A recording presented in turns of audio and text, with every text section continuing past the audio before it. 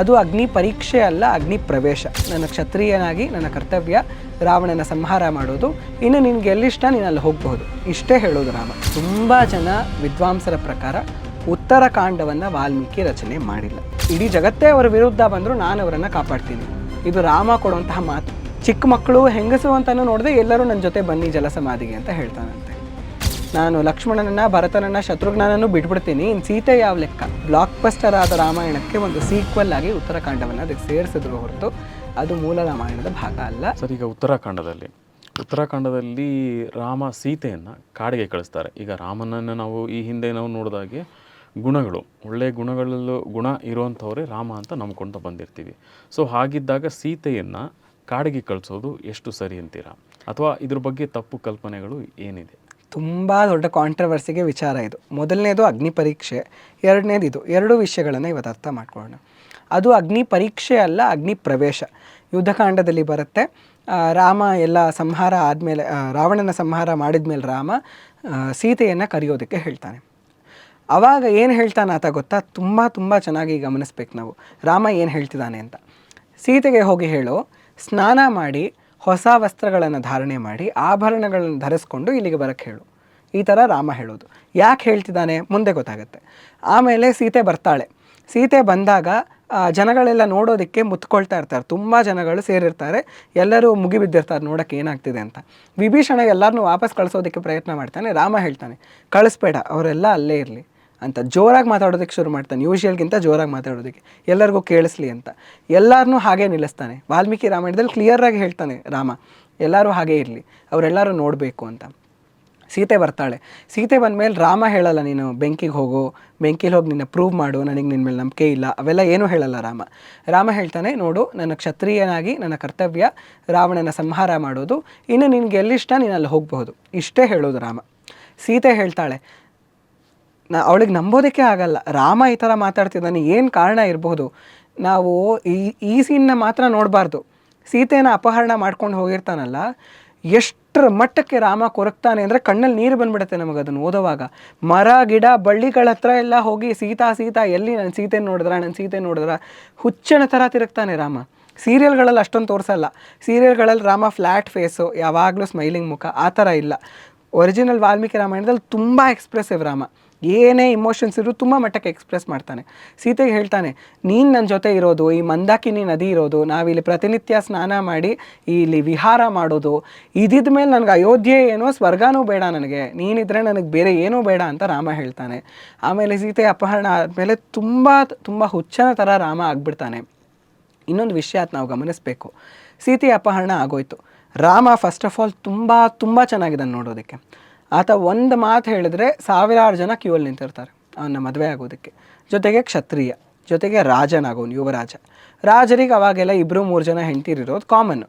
ರಾಮ ಮನ್ಸು ಮಾಡಿದ್ದಿದ್ರೆ ಎಲ್ಲಿ ಹೋಗಿದ್ದಾಳೋ ಅವಳು ಗೊತ್ತಿಲ್ಲ, ನಾನು ಇನ್ನೊಂದು ವರ್ಷ ಅಷ್ಟೇ ಇರೋದು ವನವಾಸಕ್ಕೆ, ಮುಗಿಸ್ಕೊಂಡು ನಾನು ಅಯೋಧ್ಯೆಗೆ ಹೋಗಿ ಇನ್ನೊಬ್ಬಳನ್ನ ಮದುವೆ ಆಗ್ತೀನಿ, ಒಂದೇ ಒಂದು ನಿರ್ಧಾರ ಮಾಡಿಬಿಡ್ಬೋದಿತ್ತು. ಆದರೆ ರಾಮ ಏನು ಮಾಡ್ದ, 3,500 ಕಿಲೋಮೀಟ್ರ್ ಕಾಲ್ನಡಿಗೆಯಲ್ಲಿ ನಡ್ಕೊಂಡು ಬಂದು ಸಮುದ್ರದ ಮೇಲೆ ಸೇತುವೆ ಕಟ್ಟಿ ಅಲ್ಲಿ ಹೋಗಿ ವಾನರ ಸೈನ್ಯವನ್ನೆಲ್ಲ ಒಟ್ಟಿಗೆ ಸೇರಿಸಿ ಅಲ್ಲಿ ಹೋಗಿ ರಾವಣಂತಹ ರಾಕ್ಷಸನ ಸಂಹಾರ ಮಾಡಿ ಆತ ಸೀತೆಯನ್ನು ಕರ್ಕೊಂಡು ಬರೋ ಅವಶ್ಯಕತೆ ಏನಿತ್ತು? ಪ್ರೀತಿನೇ ಇಲ್ಲ ಅಂದಿದ್ರೆ, ಅವಳ ಮೇಲೆ ಡೌಟ್ ಇದ್ದಿದ್ರೆ, ಅಯ್ಯೋ ಅಲ್ಲಿ ಹೋಗಿದ್ದಾಳೆ ರಾವಣನ ಜೊತೆ ಇರ್ಬೋದೇನೋ ಅವಳು ಖುಷಿಯಾಗಿ ಅಂದ್ಬಿಟ್ಟು ಇಲ್ಲೇ ಇದ್ಬಿಡ್ಬೋದಿತ್ತು. ಹೋಗಿದ್ದೇ ಯಾಕೆ 3,500 ಕಿಲೋಮೀಟ್ರ್ ಕಾಲ್ನಡಿಗೆಯಲ್ಲಿ? ಹಾಗೆ ಹೋಗಿದ್ದಾನೆ ಅಂದರೆ ಕಾರಣ ಇದೆ. ಇವಾಗ ಆತ ಇವೆಲ್ಲ ಹೇಳ್ತಿದ್ದಾನೆ ಅಂದರೆ ಸೀತೆಗೆ ನಂಬಕ್ಕಾಗ್ತಿಲ್ಲ. ತುಂಬ ಆಶ್ಚರ್ಯ ಆಗಿ, ಈ ಥರ ನಿಮ್ಮ ಮನಸ್ಸಲ್ಲಿ ಬಂದಿದೆ ಅಂದರೆ ನಾನು ಇವಾಗಲೇ ಅಗ್ನಿಗೆ ಹೋಗಿ ಅಗ್ನಿ ಪ್ರವೇಶ ಮಾಡ್ತೀನಿ, ನಾನೇನಾದರೂ ಪವಿತ್ರಳಾಗಿದ್ದರೆ, ನನ್ನ ಮನಸ್ಸು ನನ್ನ ದೇಹ ಕೇವಲ ನಿಮಗೆ ಮಾತ್ರ ಸೀಮಿತವಾಗಿದ್ದರೆ ನನಗೇನೂ ಆಗಲ್ಲ ಅಂತ ಹೇಳ್ತಾರೆ. ಆವಾಗ ಆಕೆ ಕೂತ್ಕೊಳ್ತಾಳೆ ಅಗ್ನಿಯಲ್ಲಿ. ಅಗ್ನಿದೇವನೇ ಬಂದು ರಾಮನಿಗೆ, ಅವಳಷ್ಟು ಪವಿತ್ರಳು ಯಾರೂ ಇಲ್ಲ, ಅವಳಷ್ಟು ಪವಿತ್ರಳಂದರೆ ನನಗೆ ಅಗ್ನಿಯನ್ನು ಮುಟ್ಟೋದಕ್ಕೆ ಸಾಧ್ಯ ಇಲ್ಲ ಅವಳನ್ನ ಅಂತ ಹೇಳ್ತಾನೆ. ರಾಮ ಫಸ್ಟ್ ವಿಷಯ ಏನು ಹೇಳೋದು ಗೊತ್ತಾ? ನನಗೆ ಗೊತ್ತು. ಫಸ್ಟ್ ಲೈನ್ ರಾಮ ಹೇಳೋದು, ನನಗೆ ಗೊತ್ತು ಅವಳು ಎಷ್ಟು ಪವಿತ್ರಳು ಅಂತ. ಆದರೆ ನಾನು ಕೇವಲ ಒಬ್ಬ ಪತಿಯಾಗಿ, ಒಬ್ಬ ಪ್ರೇಮಿಯಾಗಿ ಯೋಚನೆ ಮಾಡಿದ್ರೆ ಸರಿ ಹೋಗಲ್ಲ. ಇವತ್ತು ನಾವು ಪೊಲಿಟಿಷಿಯನ್ಸು ಅಥವಾ ಯಾರು ಅಧಿಕಾರದಲ್ಲಿದ್ದಾರೋ ಅವ್ರ ಮನೆಯ ವಿಷಯ ಬಂತು ಅಂದರೆ ಅವ್ರು ಮುಚ್ಚಾಕ್ಬಿಡ್ತಾರೆ. ನಮ್ಮ ಮನೆಗೆ ಅಂದರೆ ಲಾ ಅಪ್ಲೈ ಆಗಲ್ಲ, ಬೇರೆಯವ್ರಿಗೆ ಮಾತ್ರ ಲಾ ಅಪ್ಲೈ ಆಗೋದು. ಆ ಥರ ಅಂದ್ಬಿಟ್ಟು ಇವತ್ತಿನ ಕಂಡೀಷನ್ನು. ಆದರೆ ರಾಮ ಹಾಗಲ್ಲ. ನಾನೊಬ್ಬ ರೂಲರ್ ಆದಮೇಲೆ ಎಲ್ಲ ಲಾ ಕೂಡ ನನ್ನ ಮನೆಯವ್ರ ಮೇಲೂ ಅಪ್ಲೈ ಆಗುತ್ತೆ. ಹಾಗಾಗಿ ಜನಗಳು ಅವಳನ್ನು ರಾಣಿಯಾಗಿ ಮನಸ್ಸಿಂದ ಒಪ್ಕೊಳ್ಬೇಕು. ನನಗೆ ಗೊತ್ತು ಅವಳು ಎಷ್ಟು ಪವಿತ್ರಳು ಅಂತ, ನನಗೆ ಅವಳ ಮೇಲೆ 0.1% ಕೂಡ ಸಂಶಯ ಇಲ್ಲ. ಆದರೆ ಆಕೆ ರಾಣಿ ಆದಮೇಲೆ ಜನಗಳು ಅವಳನ್ನ ಮನಸ್ಸಿಂದ ಒಪ್ಕೊಳ್ಬೇಕು. ಹಾಗಾಗಿ ಅಗ್ನಿದೇವ ಏನೂ ಮಾಡೋದಕ್ಕೆ ಸಾಧ್ಯ ಇಲ್ಲ, ಹಾಗಾಗಿ ನಾನು ಅವಳನ್ನ ತಡೀಲಿಲ್ಲ ಅಂತ ರಾಮ ಹೇಳ್ತಾನೆ. ಅಗ್ನಿ ಪ್ರವೇಶ ಮಾಡು ಅಂತ ಕೂಡ ರಾಮ ಹೇಳೋದಿಲ್ಲ. ಇದು ಅಗ್ನಿ ಪರೀಕ್ಷೆ ಅಲ್ಲ, ಪ್ರವೇಶ ಅಂತ ನಾವು ಅರ್ಥ ಮಾಡ್ಕೊಳ್ಬೇಕು. ಇನ್ನು ಸೀತೆಯನ್ನು ಯಾಕೆ ಕಾಡಿಗೆ ಕಳಿಸ್ತಾ, ಇದು ಬರೋದು ಉತ್ತರಕಾಂಡದಲ್ಲಿ, ರಾಮಾಯಣದ 7ನೇ ಕಾಂಡ. ತುಂಬ ಜನ ವಿದ್ವಾಂಸರ ಪ್ರಕಾರ ಉತ್ತರಕಾಂಡವನ್ನು ವಾಲ್ಮೀಕಿ ರಚನೆ ಮಾಡಿಲ್ಲ. ನಾನು ಒಂದು ಎಕ್ಸಾಂಪಲ್ ಕೊಡ್ತೀನಿ, ನೀವೇ ಹೇಳಿ ನಿಮಗೆ ಏನು ಅನಿಸುತ್ತೆ ಅಂತ. ಯುದ್ಧಕಾಂಡ ವಾಲ್ಮೀಕಿ ರಾಮಾಯಣದ ಕೊನೆಯ ಕಾಂಡ.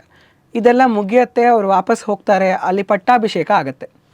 ಯುದ್ಧಕಾಂಡ ಹೇಗೆ ಮುಗಿಯತ್ತೆ ಅಂತ ನಾನು ಹೇಳ್ತೀನಿ. ಅವ್ರು ಹೇಳೋದು ರಾಮಾಯಣಂ ಇದಂ ಕೃತ್ಸ್ನಂ ಅಂತ ಹೇಳ್ತಾರೆ ವಾಲ್ಮೀಕಿ. ಅಂದರೆ ಅದಕ್ಕೆ ಮುಂಚೆ ಏನು ಹೇಳ್ತಾರೆ ಅಂದರೆ, ರಾಮನ ಈ ಥರ ಪಟ್ಟಾಭಿಷೇಕ ಆಯಿತು, ತುಂಬ ವರ್ಷಗಳ ಕಾಲ ಆತ ಇದೇ ಥರ ರಾಜ್ಯವನ್ನು ಆಳಿದ, ಸುಖ ಸಮೃದ್ಧಿ ತುಂಬಿ ತುಳುಕ್ತಾ ಇತ್ತು ರಾಜ್ಯದಲ್ಲಿ, ಒಬ್ಬರೂ ಕೂಡ ಬೇಜಾರನ್ನು ಮಾಡ್ಕೊಂಡಿರಲಿಲ್ಲ, ಎಲ್ಲರ ಮನಸ್ಸಲ್ಲೂ ಖುಷಿ ಇತ್ತು.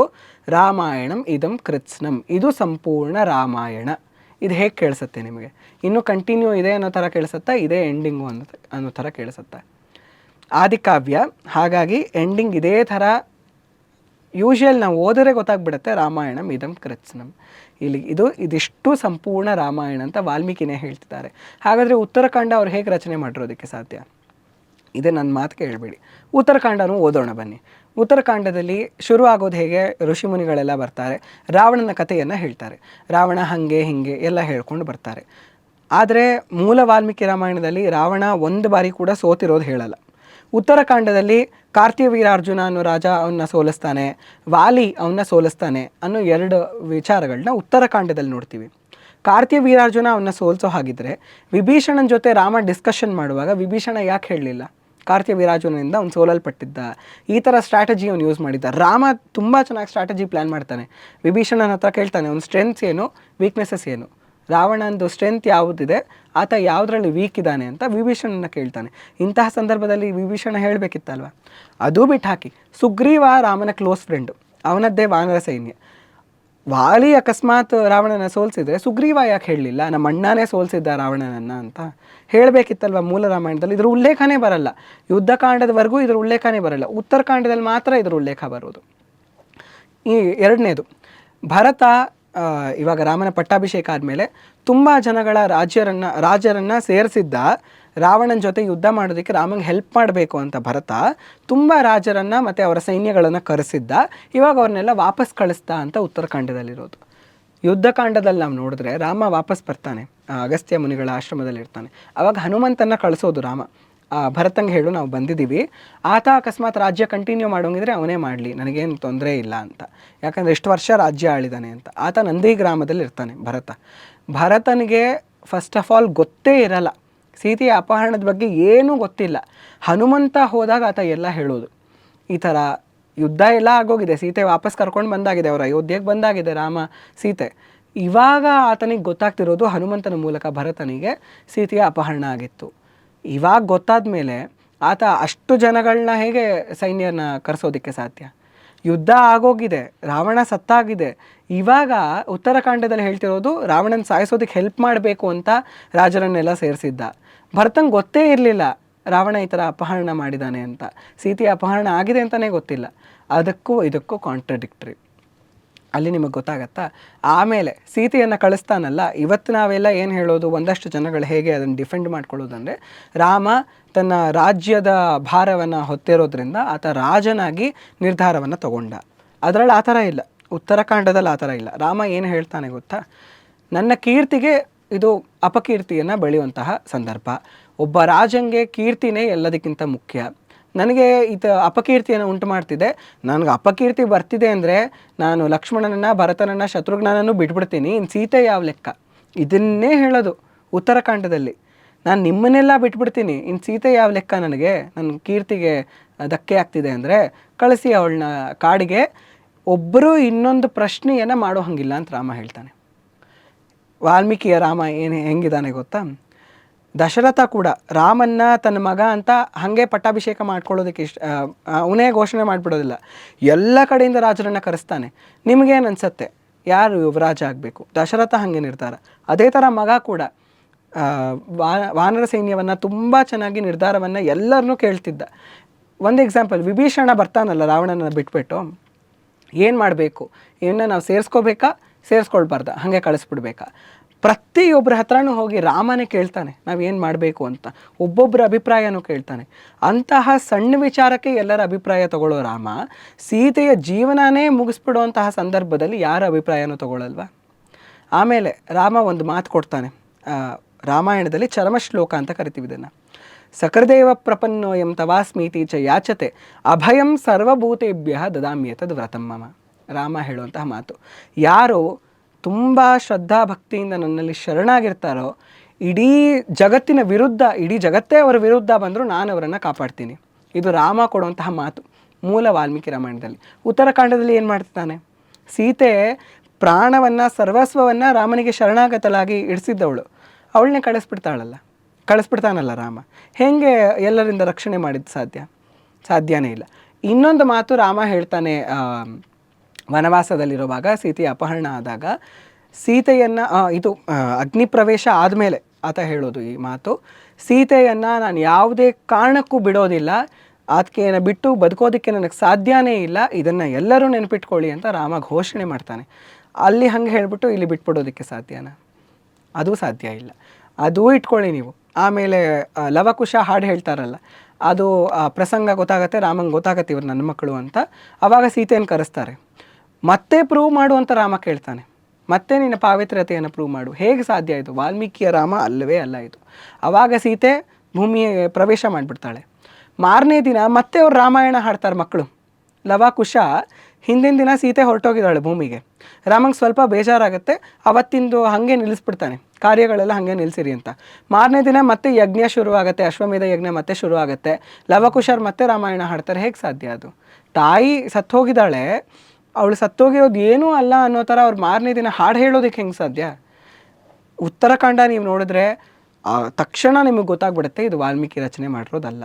ಆಮೇಲೆ ಯಾರೋ ಇತ್ತೀಚಿನ ಕವಿಗಳು, ಅಂದರೆ ರಾಮಾಯಣ ರಚನೆಯಾಗಿ ತುಂಬ ವರ್ಷಗಳ ನಂತರ ಆವಾಗ ಸಮಾಜ ಹೇಗಿತ್ತು ಆ ಥರ ಅವರ ದೃಷ್ಟಿಯಲ್ಲಿ ಅವ್ರು ರಾಮಾಯಣ ಬರ್ತಿರೋದು, ಉತ್ತರಕಾಂಡವನ್ನು ಬರ್ತಿರೋದು. ಅದನ್ನು ಉತ್ತರಕಾಂಡ ಅಂತ ಕೂಡ ಕರೆಯಲ್ಲ, ಉತ್ತರ ರಾಮಾಯಣ ಅಂತ ಕರೀತಾರೆ. ರಾಮ್ ಭದ್ರಾಚಾರ್ಯರು ತುಂಬ ಚೆನ್ನಾಗಿ ಹೇಳ್ತಾರೆ, ಉತ್ತರ ರಾಮಾಯಣ ಮೂಲ ರಾಮಾಯಣದ ಭಾಗ ಅಲ್ಲ. ಎಲ್ಲರೂ ಕೂಡ ಇದನ್ನು ಕನ್ಕ್ಲೂಡ್ ಮಾಡಿ ಈ ಥರ ಹೇಳ್ತಾರೆ. ಎಲ್ಲ ಸ್ಕಾಲರ್ಸು, ಎಲ್ಲ ವಿದ್ವಾಂಸರು ಕೂಡ ಇದನ್ನೇ ಹೇಳುವುದು. ಉತ್ತರಕಾಂಡ ಓದಿದ್ರೆ ನಿಮಗೆ ತುಂಬ ಈ ಥರ ಕಾಂಟ್ರಡಿಕ್ಷನ್ ಸಿಗುತ್ತೆ. ಮೂಲ ರಾಮಾಯಣ ಒಂದು ಹೇಳುತ್ತೆ, ಇದು ಇನ್ನೊಂದೇ ಹೇಳುತ್ತೆ. ಹಾಗಾಗಿ ಅದು ಉತ್ತರಕಾಂಡ ಆಮೇಲೆ ಸೇರ್ಕೊಂಡಿರೋದು. ಇವಾಗ ಒಂದು ಮೂವಿ ತುಂಬ ಬ್ಲಾಕ್ ಬಸ್ಟರ್ ಆದರೆ ಅದಕ್ಕೊಂದು ಸೀಕ್ವೆಲ್ ಅಂತ ಮಾಡ್ತಾರೆ, ಪಾರ್ಟ್ 2. ಆ ಥರ ಬ್ಲಾಕ್ ಬಸ್ಟರ್ ಆದ ರಾಮಾಯಣಕ್ಕೆ ಒಂದು ಸೀಕ್ವೆಲ್ ಆಗಿ ಉತ್ತರಕಾಂಡವನ್ನು ಅದಕ್ಕೆ ಸೇರಿಸಿದ್ರು ಹೊರತು ಅದು ಮೂಲ ರಾಮಾಯಣದ ಭಾಗ ಅಲ್ಲ. ಹಾಗಾಗಿ ಸೀತೆಯನ್ನು ಬಿಟ್ಟುಬಿಡೋದು. ಇನ್ನೊಂದು ವಿಷಯ, ರಾಮ ಹೆಂಗೆ ಅವನ ದೇಹತ್ಯಾಗ ಮಾಡ್ತಾನೆ ಅಂದರೆ, ಸರಿಯೂ ನದಿಗೆ ಹೋಗಿ ಅಲ್ಲಿ ಜಲಸಮಾಧಿಯನ್ನು ಪಡ್ಕೊಳ್ತಾನೆ. ಆವಾಗ ಎಲ್ಲ ಜನರು ನನ್ನ ಜೊತೆ ಬನ್ನಿ ಅಂತ ರಾಮ ಹೇಳ್ಬಿಟ್ಟು ಕರ್ಕೊಂಡು ಹೋಗ್ತಾನಂತೆ. ಅಯೋಧ್ಯೆಯ ಜನ ಎಲ್ಲ ಹೋಗಿ ಜಲಸಮಾಧಿ ತೊಗೊಳ್ತಾರೆ ಅಂತ ಉತ್ತರಕಾಂಡ ಹೇಳುತ್ತೆ. ರಾಮ ವನವಾಸಕ್ಕೆ ಬರೋದಕ್ಕೆ ಅವ್ರನ್ನೆಲ್ಲ ಬಿಡಲಿಲ್ಲ. ಆದರೆ ಇಲ್ಲಿ ಚಿಕ್ಕ ಮಕ್ಕಳು, ಹೆಂಗಸರು ಅಂತಲೂ ನೋಡಿದೆ ಎಲ್ಲರೂ ನನ್ನ ಜೊತೆ ಬನ್ನಿ ಜಲಸಮಾಧಿಗೆ ಅಂತ ಹೇಳ್ತಾನಂತೆ. ಅದರಲ್ಲೇ ನಮಗೆ ಗೊತ್ತಾಗ್ಬಿಡುತ್ತೆ ಉತ್ತರಕಾಂಡ ಮೂಲ ರಾಮಾಯಣದ ಭಾಗ ಅಲ್ಲ ಅಂತ. ತುಂಬ ವಿಷಯಗಳ ಬಗ್ಗೆ ನೀವು ತುಂಬ ಕ್ಲಾರಿಟಿ ಕೊಟ್ಟಿದ್ದೀರಾ. ಹಾಗಿದ್ದಾಗ ಉತ್ತರಕಾಂಡವನ್ನು ನಾವು ಓದಬೇಕಾ ಓದಬಾರ್ದಾ? ಓದಿದಾಗ ನಾವು ಅದನ್ನು ಯಾವ ರೀತಿ ಅರ್ಥ ಮಾಡ್ಕೊಳ್ಬೇಕು? ಮೂಲ ರಾಮಾಯಣಕ್ಕೆ ಅದನ್ನು ಹೋಲಿಕೆ ಮಾಡಿದಾಗ ನಮಗೆ ಅದು ಯಾವುದು ಸರಿ ಯಾವುದು ತಪ್ಪು ಅನ್ನೋ ಪ್ರಶ್ನೆಗಳು ಬಂದೇ ಬರುತ್ತೆ. ಸೊ ಹೀಗಿದ್ದಾಗ ಅದಕ್ಕೆ ಸೊಲ್ಯೂಷನ್ ಏನು? ನನ್ನ ಪ್ರಕಾರ ನೀವು ಓದೋದದು ಅವಶ್ಯಕತೆ ಇಲ್ಲ. ಇವತ್ತು ನೀವು ಯಾವ ರಾಮಾಯಣ ತೊಗೊಂಡ್ರು ಮೋಸ್ಟ್ ಆಫ್ ದ ಕಾಪೀಸಲ್ಲಿ ನಿಮ್ಮ ಉತ್ತರಕಾಂಡ ಕೊಟ್ಟಿರ್ತಾರೆ, ಯಾಕಂದರೆ ತುಂಬ ಜನ ಅದಕ್ಕೆ ಸೇರಿಸ್ಬಿಟ್ಟಿದ್ದಾರೆ. ಆದರೆ ನೀವು ಅದನ್ನು ಓದಿ, ನಾನು ಹೇಳೋದೇನೆಂದರೆ ನೀಟಾಗಿ ಮೊದಲಿಂದ ಓದ್ಕೊಂಡು ಬನ್ನಿ. ಉತ್ತರಕಾಂಡ ಕೂಡ ಓದಿ, ನಿಮಗೆ ಗೊತ್ತಾಗ್ಬಿಡುತ್ತೆ ಇದು ಅದರ ಭಾಗ ಅಲ್ಲ, ಇದು ಡಿಫ್ರೆಂಟಾಗಿ ಆಮೇಲೆ ಸೇರ್ಕೊಂಡಿರೋದು ಅಂತ. ಅದಕ್ಕೆ ನೀವು ಅಲ್ಲಿಗೆ ಅದನ್ನು ಬಿಟ್ಟು ಮೂಲ ರಾಮಾಯಣದ ಏನು ಮೆಸೇಜ್ ಇದೆ ಅದನ್ನು ತೊಗೊಂಡ್ರೆ ಸಾಕು ಅಂತ ನನ್ನ ಅಭಿಪ್ರಾಯ. ಇನ್ನೇನು ರಾಮನವಮಿ ಕೂಡ ಬರ್ತಾ ಇದೆ. ಸೊ ಈ ರಾಮನವಮಿಗೆ ನಿಮ್ಮ ಕಡೆಯಿಂದ ರಾಮನ ಗುಣಗಳನ್ನು ನೀವು ತಿಳಿಸೋದಾದರೆ ಜನರಲ್ ಆಗಿ ಸಾಮಾನ್ಯವಾಗಿ ನಾವೆಲ್ಲ ಏನು ಕಲಿಬೇಕು ರಾಮನಿಂದ ಅನ್ನೋದು ಒಂದು ವಿಷಯದ ಬಗ್ಗೆ ಮಾತಾಡ್ತೀರಾ? ಚೈತ್ರ ಶುಕ್ಲ ನವಮಿಗೆ ರಾಮ ಅವತಾರ ಮಾಡ್ತಾನೆ. ಕೌಸಲ್ಯಾಚನೆಯದ್ ರಾಮಂ ದಿವ್ಯ ಲಕ್ಷಣ ಸಂಯುತಂ ಅಂತ ವಾಲ್ಮೀಕಿ ಬರೀತಾರೆ. ಅಂದರೆ ದಿವ್ಯ ಲಕ್ಷಣಗಳನ್ನು ಹೊತ್ತುಕೊಂಡೇ ಆತ ಅವತಾರ ಮಾಡ್ತಾನೆ ಅಂತ. ರಾಮನ ಅವತಾರದ ವಿಶಿಷ್ಟತೆ ಏನು ಅಂದರೆ, ಕೃಷ್ಣಾವತಾರದಲ್ಲಿ ಆತ ಪರಬ್ರಹ್ಮ ಅಂತ ಮೊದಲನೇ ಕ್ಷಣದಿಂದ ನಮಗೆ ಗೊತ್ತಿರುತ್ತೆ. ಆತ ಬರೋದೇ ಚತುರ್ಭುಜಧಾರಿಯಾಗಿ ಕೃಷ್ಣಾವತಾರದಲ್ಲಿ. ರಾಮಾವತಾರದಲ್ಲಿ ಹಾಗಲ್ಲ. ಆತನ ಕಂಡೀಷನ್ ಏನು ಅಂದರೆ, ಒಬ್ಬ ಸಾಮಾನ್ಯ ಮನುಷ್ಯ ಮಾತ್ರ ರಾವಣನ ಸಾಯಿಸೋದಕ್ಕೆ ಸಾಧ್ಯ ಅಂತ. ಇಡೀ ಜೀವನ ಆತ ಸಾಮಾನ್ಯ ಮನುಷ್ಯನಾಗಿ ಕಳೀತಾನೆ. ಹಾಗಾಗಿ ಎಲ್ಲೆಲ್ಲಿ ಯಾವ್ಯಾವ ಕ್ಷಣಗಳಲ್ಲಿ ರಾಮ ಹೇಗೆ ಗೆದ್ದ ಅನ್ನೋದು ನಮಗೆ ತುಂಬ ಮಟ್ಟಕ್ಕೆ ಆದರ್ಶ ಆಗುತ್ತೆ. ಅದೇ ಕಾರಣಕ್ಕೆ ಆತನ ಮರ್ಯಾದಾ ಪುರುಷೋತ್ತಮ ಅಂತ ಕರೆಯೋದು. ನಾನು ಹೇಳೋದು ಅಡ್ವೈಸ್ ಏನು ಅಂದರೆ, ರಾಮನ್ನ ಕೇವಲ ದೇವಸ್ಥಾನದಲ್ಲಿಟ್ಟು ಪೂಜೆ ಮಾಡೋದು ಮಾತ್ರ ಅಲ್ಲ, ಅದು ಖಂಡಿತ ಮುಖ್ಯ. ಇವತ್ತು ನಾವು ಅಯೋಧ್ಯೆಯಲ್ಲಿ ರಾಮ್ಲಲ್ಲ ಏನು ನೋಡ್ತೀವಿ, ಮತ್ತು ರಾಮ್ ದರ್ಬಾರ್ ನೋಡ್ತೀವಿ. ರಾಮ್ಲಲ್ಲನ್ನ ಒಂದು ಬಾರಿ ನೋಡಿಬಿಟ್ರೆ ಕಣ್ಣು ತೆಗಿಯೋದಕ್ಕೆ ಸಾಧ್ಯ ಆಗಲ್ಲ, ಅಷ್ಟು ಚೆನ್ನಾಗಿದ್ದಾನೆ. ನಮ್ಮ ಕನ್ನಡ ನಾಡಿನಿಂದ ಹೋದ ಅನ್ನೋದು ನಮ್ಮ ಹೆಮ್ಮೆ. ತುಂಬ ಖುಷಿ ಅರುಣ್ ಯೋಗಿರಾಜ್ ಅವರು ಮಾಡಿರೋದು ಅಂತ, ಅಂದರೆ ಮಾಡಿಸ್ಕೊಂಡಿರೋದು ಭಗವಂತ ಅವ್ರ ಮೂಲಕ. ಸೊ ಪೂಜೆ ತುಂಬ ಮುಖ್ಯ. ಹೌದು, ರಾಮನನ್ನು ರಾಯರು ಕೂಡ ಮೂಲ ರಾಮನ ಆರಾಧಕರು. ತುಂಬ ಮುಖ್ಯ ಪೂಜೆ. ಆದರೆ ಪೂಜೆಗೆ ಮಾತ್ರ ಸೀಮಿತವಾಗಿ ಇಟ್ಟುಬಿಡಬೇಡಿ ರಾಮನ್ನ. ನಿಮ್ಮ ಜೀವನದಲ್ಲಿ ಆತನ ಅಳವಡಿಸ್ಕೊಳ್ಳಿ. ಆತನ ರಾಮನ ನಾಮವನ್ನು ನಮ್ಮ ನಾಲಿಗೆಯ ಮೇಲೆ ಇಟ್ಕೊಳ್ಬೇಕು. ಯಾಕಂದರೆ ರಾಮ ಕ್ಯಾರೆಕ್ಟರ್ ಆಗಿ ನೋಡೋದಕ್ಕಿಂತ ರಾಮನ ನಾಮ ಹೆಚ್ಚು ಮಹತ್ವವನ್ನು ಪಡೆದಿದೆ. ಭಗವಂತನಿಗಿಂತ ಜಾಸ್ತಿ ಶಕ್ತಿ ಯಾವುದ್ರಲ್ಲಾರು ಇದೆ ಅಂದರೆ ಅದು ಆತನ ನಾಮದಲ್ಲಿ ಮಾತ್ರ. ರಾಮ ಅಯೋಧ್ಯೆಗೆ ರಾಜ ಆಗಿದ್ದ. ರಾಮನ ನಾಮ ಇಡೀ ವಿಶ್ವದಲ್ಲಿ ಎಲ್ಲ ಭಕ್ತರ ಹೃದಯದಲ್ಲಿ ರಾಜ್ಯವನ್ನು ಆಳ್ತಾ ಇದೆ. ರಾಮ ಭಾರತದಿಂದ ಲಂಕೆಗೆ ಸೇತುವೆಯನ್ನು ಕಟ್ಟಿದ. ರಾಮನಾಮ ಈ ಭೂಲೋಕದಿಂದ ಮೋಕ್ಷ ಲೋಕಕ್ಕೆ ನಮಗೆ ಸೇತುವೆಯನ್ನು ಕಟ್ಟಿಕೊಡುತ್ತೆ. ಹಾಗಾಗಿ ರಾಮನಾಮವನ್ನು ಸದಾ ನಮ್ಮ ಹೃದಯದಲ್ಲಿ ಇಟ್ಕೊಂಡು ಯತ್ರ ಯತ್ರ ರಘುನಾಥ ಕೀರ್ತನಂ ತತ್ರ ತತ್ರ ಕೃತಮಸ್ತಕಾಂಜಲಿಂ ಅಂತ ಹನುಮಂತನ ಮಂತ್ರವನ್ನು ಹೇಳೋದು. ಎಲ್ಲಿ ಎಲ್ಲಿ ರಘುನಾಥನ ಕೀರ್ತನೆಯನ್ನು ಮಾಡಲಾಗತ್ತೋ ಅಲ್ಲೆಲ್ಲ ಹನುಮಂತ ಬಂದು ಕೂತಿರ್ತಾರೆ ಅಂತ. ಹಾಗಾಗಿ ನೀವು ಆತನ ಬಗ್ಗೆ ಮಾತಾಡ್ತಿದ್ದಾಗ ಇವತ್ತು ನಮ್ಮ ಜೊತೆನೇ ಆತ ಇರಬಹುದು. ಎನರ್ಜಿಯ ಫಾರ್ಮ್ನಲ್ಲಿ ಹನುಮಂತ ಖಂಡಿತ ಪ್ರೆಸೆಂಟ್ ಇರ್ತಾರೆ. ಎಲ್ಲಿ ರಾಮಾಯಣದ ಬಗ್ಗೆ, ಮೂಲ ರಾಮಾಯಣದ ಬಗ್ಗೆ ಮಾತಾಡ್ತೀವೋ ಅಲ್ಲೆಲ್ಲ ಹನುಮಂತ ಇದ್ದೇ ಇರ್ತಾರೆ. ಹಾಗಾಗಿ ನೀವು ಕೂಡ ಆತನ ಗುಣಗಳನ್ನು ಅಳವಡಿಸ್ಕೊಳ್ತಾ, ಹೇಗೆ ಆತ ಜೀವನದಲ್ಲಿ ಕಷ್ಟ ಬಂದ್ರೂ ಅದನ್ನು ಹೇಗೆ ಎದುರಿಸ್ಕೊಂಡು ಬಂದ, ಹೇಗೆ ಎಲ್ಲವನ್ನ ಆತ ಸಹಿಸ್ಕೊಂಡು ಬಂದ, ಹೇಗೆ ಧರ್ಮಕ್ಕೆ ವಿಜಯವನ್ನು ತಂದುಕೊಟ್ಟ, ಅಧರ್ಮಕ್ಕೆ ನಾಶ ಮಾಡ್ದ, ಅಧರ್ಮದ ನಾಶ ಮಾಡ್ದ ಅನ್ನೋದನ್ನು ನೋಡ್ತಾ ಆತನ ಕೀರ್ತನೆಯನ್ನು ಮಾಡ್ತಾ ನಮ್ಮ ಹೃದಯದಲ್ಲಿ ಆತನ ಇಟ್ಕೊಳ್ಬೇಕು. ನೀವು ನಮಗೆ ಸಮಯ ಕೊಟ್ಟು ರಾಮಾಯಣದ ಬಗ್ಗೆ ಇರುವಂತಹ ತಪ್ಪು ಕಲ್ಪನೆಗಳ ಬಗ್ಗೆ ಸ್ಪಷ್ಟವಾಗಿ ಎಲ್ಲೆಲ್ಲಿ ಯಾವ್ಯಾವ ಭಾಗದಲ್ಲಿ ಉಲ್ಲೇಖಗಳಾಗಿವೆ ಅನ್ನೋದನ್ನು ಸ್ಪಷ್ಟವಾಗಿ ತಿಳಿಸ್ಕೊಟ್ಟಿದ್ದೀರಾ. ಇಷ್ಟೊತ್ತು ನಮ್ಮ ಜೊತೆ ಸಮಯ ಕಳೆದು ರಾಮಾಯಣದ ಬಗ್ಗೆ ತಿಳಿಸೋದಕ್ಕೆ ತಮಗೆ ಧನ್ಯವಾದಗಳು ಸರ್. ನೋಡಿದ್ರಲ್ಲ ವೀಕ್ಷಕರೇ, ನಮ್ಮ ಧರ್ಮ ನಮ್ಮ ಹೆಮ್ಮೆ ಕಾರ್ಯಕ್ರಮದಲ್ಲಿ ನಾವು ರಾಮಾಯಣದ ಬಗ್ಗೆ ಹಲವಾರು ವಿಚಾರಗಳನ್ನು ತಿಳ್ಕೊಂಡಿದ್ದೀವಿ. ಮುಂದಿನ ಸಂಚಿಕೆಯಲ್ಲಿ ಮತ್ತಷ್ಟು ವಿಚಾರಗಳೊಂದಿಗೆ ನಿಮ್ಮ ಮುಂದೆ ಬರ್ತೀವಿ. ಅಲ್ಲಿವರೆಗೂ ನಮಸ್ಕಾರ.